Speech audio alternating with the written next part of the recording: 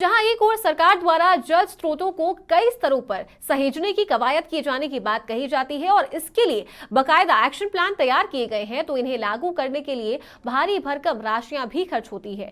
पर मॉनिटरिंग के अभाव में ये योजनाएं अपने उद्देश्यों में सफल होने में नाकाम साबित होती दिख रही हैं, जिसका अंदाजा आप प्रदेश की मार्बल नगरी किशनगढ़ के हमीर तालाब को देखकर लगा सकते हैं। इसे सहेजने के लिए नगर परिषद ने आज तक कोई अभियान नहीं चलाया।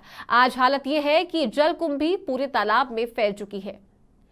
तालाब किनारे लगे रहने वाले गंदगी के ढेर पहले से ही परेशानी का सबब बने हुए थे, तो वहीं तालाब को लील रही जलकुंभी को हटाने के लिए नगर परिषद ने पहल तक नहीं की है।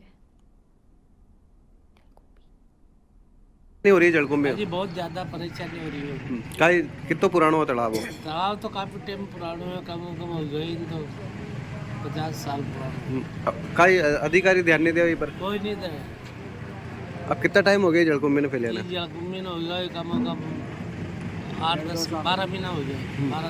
12 महीना 2 साल हो गया। निकली गुना निकालवा को प्रयास कराया, पहले कभी निकाले प्रयास में नावड़ा पावड़ा भी लाया, पर कोई भी काम नहीं कामयाब नहीं है। अधिकारी ध्यान नहीं दिया? कोई ध्यान को नहीं। मार्बल नगरी किशनगढ़ का ये हमीर तालाब अपनी दूरदर्शा पर पिछले लंबे समय से आंसू बहा रहा है।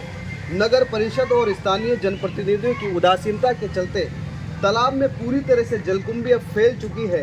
कुछ समय पहले नगर परिषद की टीम ने इस तालाब से जलकुंभी निकालने की फौरी तौर पर कार्रवाई की थी।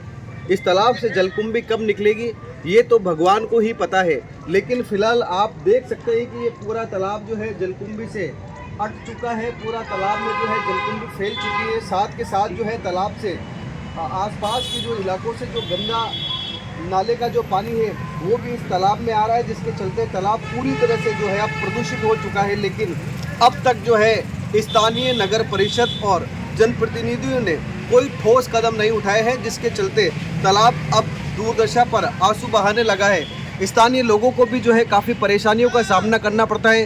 तालाब से जो है अब बदबू फैलने लगी है। तालाब में जो मछलियाँ हैं वो भी अब तड़प तड़प कर अपनी जान देने के लिए मजबूर हो रही है, लेकिन नगर परिषद इस ओर कोई ध्यान नहीं दे रही। अजमेर के आनासागर तालाब में फैली जलकुंभी को निकालने के लिए जिला कलेक्टर ने जैसे ही पदभार ग्रहण किया तो जिला collector Bharti Dixit action mode में आई और अधिकारियों को निर्देशित देते हुए डी वेडिंग जो मशीन जो तालाब से जलकुंभी निकालती है उसको निकालने के प्रयास किए थे। लेकिन कुछ दिनों बाद अजमेर के जो आनासागर झील है उसमें भी अब पूरी तरह से जो जलकुंभी है वो फैल चुकी है। लेकिन कहीं ना कहीं है अधिकारी वो कहीं ना कहीं जो सरकार को है बड़ा पलीता लगाने में लगे। जलकुंभी को निकालने के लिए करोड़ों रुपए जो है वो खर्च किए जा रहे हैं। तो कुल मिलाकर अब ये जो जलकुंभी है किशनगढ़ के हमीर तालाब से होती हुई ऐतिहासिक जो गुंदलाव तालाब है उसमें भी फैलने जा रही है।